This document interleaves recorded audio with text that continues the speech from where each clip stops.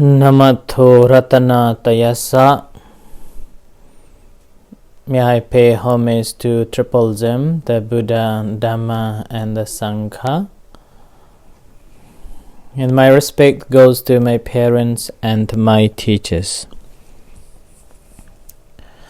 Hello, good evening everyone. So today is Saturday the 14th of October 2020, and this is Ajahn Sujan from Varapunya Meditation Center, Aberdeen, Scotland.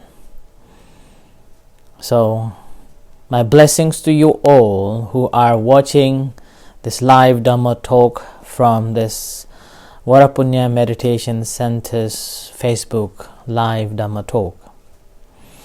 Hi Manish, hi Margaret, Yvonne, Anish, and everyone, wherever you are from, in whichever parts of the world at this time. This is the time that we have to be mindful that tonight there will be a change of a time. Hello Gautam, Sukyo. Tonight is going to change the time. So officially today, British summer has ended, and tomorrow we are entering to the new darker days.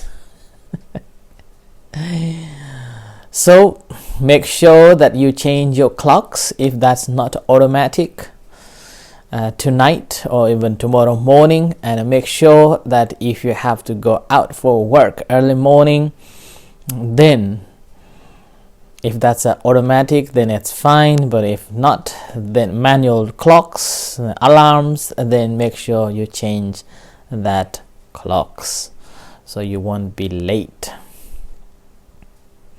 Time is a problem. When I was young, there was a very famous writer in Nepal, and he wrote one beautiful article saying that we are entering into the world of trouble, and that is simply because of a clock. At that time I didn't realize what does it mean, and I thought, why the clock is a problem? And after I came to UK, then I realized it is indeed a trouble. You have to catch up with the clock at all the time. Since you become a monk, since I became a monk, I was studying in Thailand for so many years, and in the classrooms we discuss about the time schedules and times and like that. There's a famous one thing, that time is never change. It is constantly on its own way moving. We have no control over this time at all. Hello Emma, good evening. So we were taught in the East that humans can't change time, and we take that as like a permanent truth. And even when the monks are giving talks, they will express saying that time is permanent, you cannot change. And in 2005, when I came to England, by the time I was told that time can change, and I was debating, it was a summertime, and I was asking, no, it can't be, it's just a joke, it can't be like that. So later I was taken to the Greenwich timeline, and I was explained how time distributes, and that the Greenwich timeline is the central of the time between the north and east. And that is the place where distribute or measure the timelines. And I was so amazed. I was living in such a dark that humans have nothing to do with the time. And then later I read a few articles, and then I realized that the time that we are using these days is 24 hours or 12 hours of a day. It's not that long history. It hasn't got that long history. It's probably around 300 to 400 years of the history of a clock, and it's universalized from the Greenwich. And that again simply to monitor and navigate the ships, warships or merchant ships coming to the England. And that's how gradually it's become a universal time clock. But one thing we have to remember, Greenwich is the place where divides the time. But the one of the best clocks you can get is not in Greenwich, in Switzerland. Swiss clock. Yeah. So this time can change, and I was so amazed.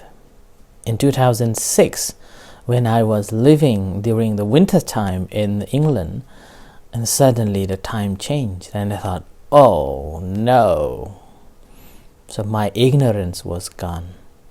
And then I still remember when I told this story to my father, he could not believe at all that time can change, and that change not by a nature but by a humans.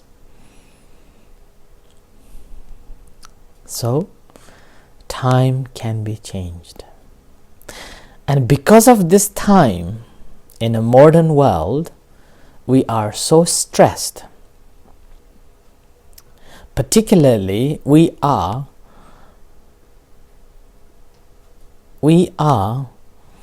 bound by this clock.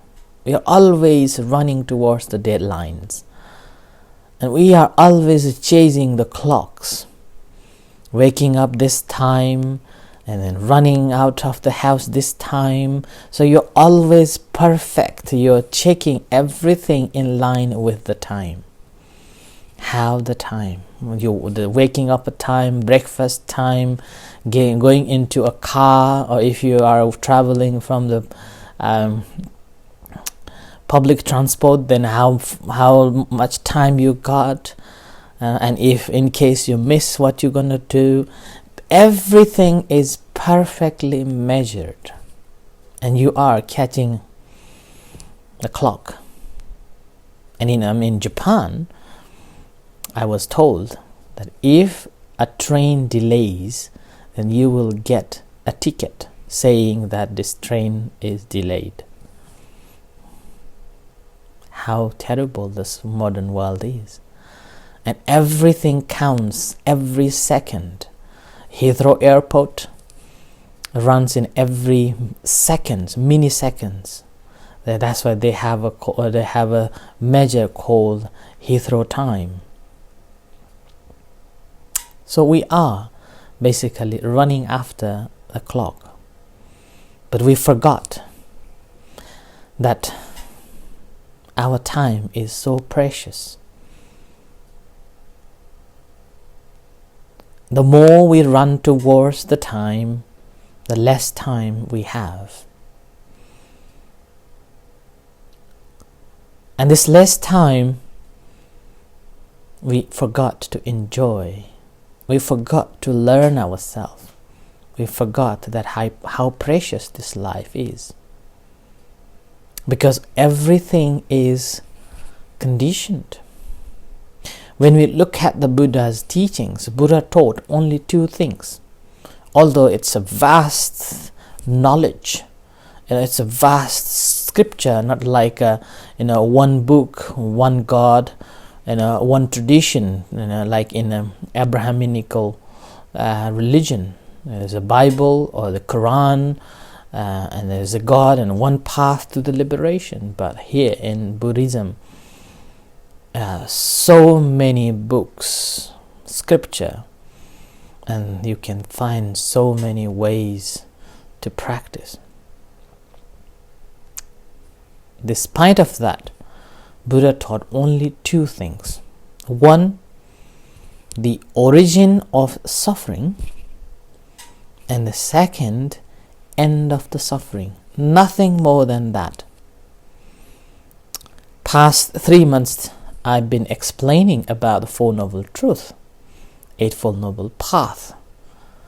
And all these Four Noble Truths and Eightfold Noble Path basically comes in these two forms, two things.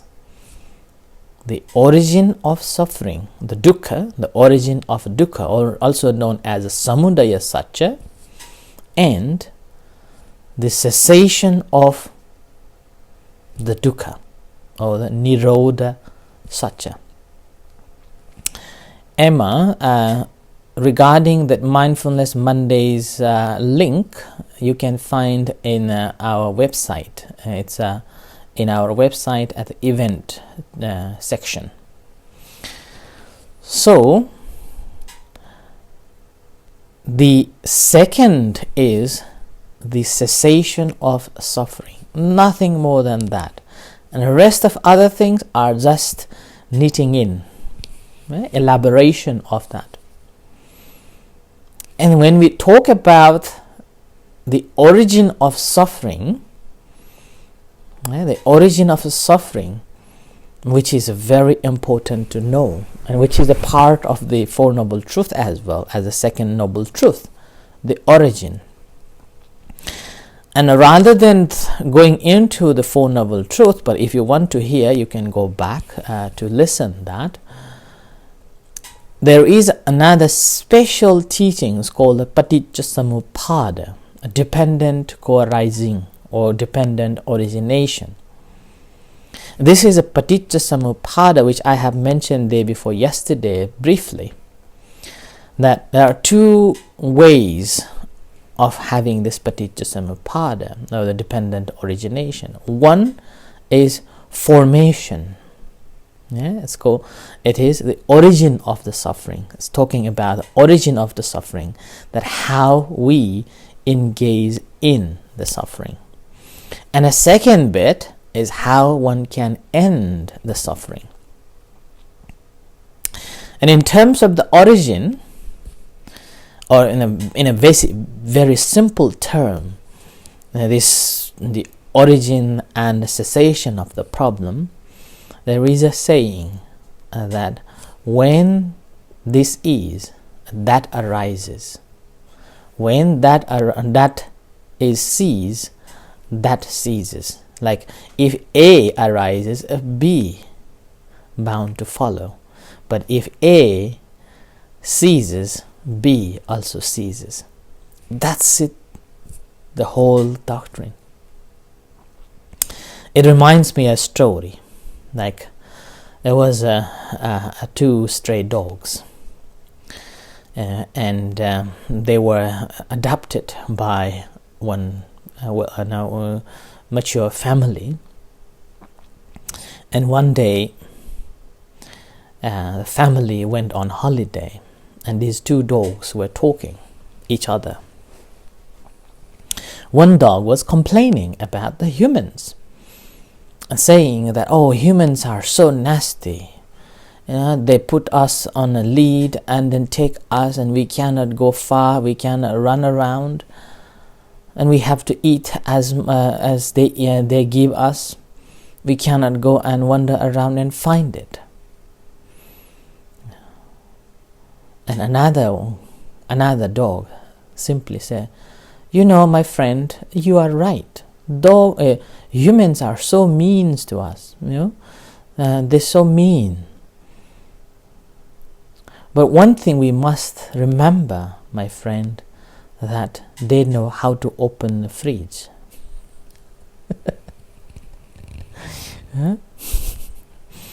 So, the problem here is that we are simply trying to make so many complications. And this paticcasamuppada Dhamma is basically talking about these complications, that how we complicate things, and then how one should make it simple. There is a story that Venerable Sariputta, one of the chief disciples of the Buddha, he was very learned and very wealthy, and he was living in a luxury like a wealthy people. He's still young, and one day he, along with his friends, went to the cinema, present day cinema, or went to watch the play. While Sariputta and Moggallana was watching a play, they had a thought came into their minds that, oh, these are simply a play, it's not the truth. Once they leave the stage, they will go back to normal. What is that entertainment? And with that, they went and left the house, become an ascetic, and living in the center, in an institution where taught Dhammas. And later, after studying, they found that it is not the end. They wanted to learn more, but couldn't find anyone to learn. And Sariputta and Moggallana had a discussion that whoever meet a noble friend, one who knows, one who can guide us, must come back and tell. And it happened so that on one day, one of the 5 first disciples, the Venerable Asaji, one of the very junior among the 5 disciples who the Buddha gave the first discourse, happened to be in that same village where the Sariputta and Moggallana was studying. Sariputta also went out to collect the food, and Venerable Asaji also went to collect the food in arms around early morning. Venerable Asaji was walking very dignified and very mindful and very collected and serene. Just looking at that, the calmness and the way he was walking already gave an impression on the Sariputta that this ascetic is not a simple person. He must have attained something. He must have something good. And that's why in a Buddha's teaching is called Pasada, is one of the qualities that one should have. It's called a Saddha and a Pasada. Saddha is a faith, and Pasada is a confidence. And Pasada, that is normally becomes a confidence as soon as we see the visual object of this monk or this person.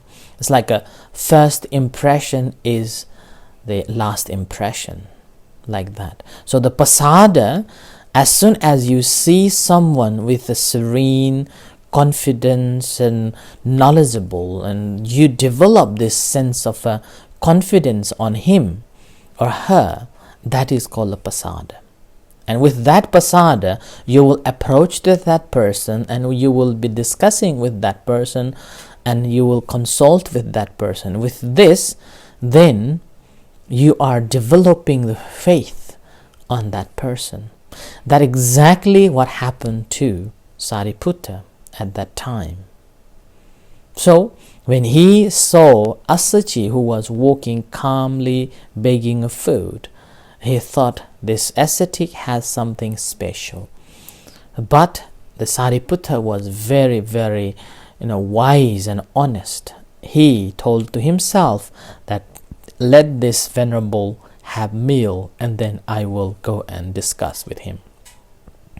So he quietly followed Asaji until the end of the village. The Asaji, Venerable Asaji, after collected enough food, he went and sat down under a tree and had a lunch. After having finished the food, as he was clearing his bowl, Asaji, the Venerable Sariputta, approached to him and said that, "Venerable Sir, you look so serene. Who is your teacher? What your teacher teaches you?" And here is the beauty. Here is the beauty. That actually Asaji was an arahat after hearing the Anatta Lakkhana Sutta, the third discourse after Buddha gave this first discourse, the Dhammacakkappavattana Sutta, and then followed by another Hemavata Sutta, and then Anatta Lakkhana Sutta. He became an arahat, a noble one. Yeah, and then he took the message of the Buddha to spread around. And here, when the Sariputta asked him, he said, "Oh, my friend, I am very new to this. I have know very little." Yeah, look at. He's a noble one. He's freed, but yet he said humbly, "I am new. I know very little." I really like that, and this is, I understand as well, that I always feel that there's so much to learn. I need to learn more, and that makes me feel like I don't want to speak much. I don't want to give talks like that. And now completely changed. I'm becoming more talkative. Although I'm speaking alone, I can talk for half an hour every day. Like that. But anyway, my feeling is like, is there still many more to learn like that. But in the same time, okay, let's go to the story. So, and then Venerable Sariputta asked the Asaji, saying that it's okay, whatever you know, please tell me. And at that time, the Asaji say, "Ye Dhamma hetu pabhava tesang hetu tathagato," which means all the Dhammas, everything, all the phenomena are condition arose, and that condition the Buddha teaches. So my teacher teaches that condition, and that is the formation of this, the whole teachings, and the summary of all the teachings of the Buddha, that there is a problem, and this problem can be ended. Yeah? So that's why the teachings of the Buddha can be summarized in only two things: that there is a problem, dukkha, yeah? And there is origin of this problem, and then there is end to this problem. And this is, in a broad sense, and widely practiced in the Buddhist world, is the doctrine called paticcasamuppada. Mind you, when the Buddha enlightened, when he was spending time for 7 weeks around the vicinity of the enlightenment embodied tree, contemplating his enlightenment and reflecting his enlightenment, he spent so many weeks reflecting on this paticcasamuppada, dependent origination, the origin of all the problems and a cessation of all the problems. And because of this doctrine, actually, he even thought that the human beings are so indulged in the sensual pleasure, and they have a full of dusts in their minds because of this greed, hatred, ignorance. And it's very delicate and so difficult to understand this subtle Dhamma, the teachings. It will be just a painstaking. It will be very difficult to teach people to understand this Dhamma. So he even thought that rather than going out and teach, he better sit and meditate and enter to the Nibbana. But with his compassionate mind and a heart, with a wisdom, he reinvestigated, as I have said in another talks previously, that he reinvestigated the people's or the humans' capability of understanding the teachings.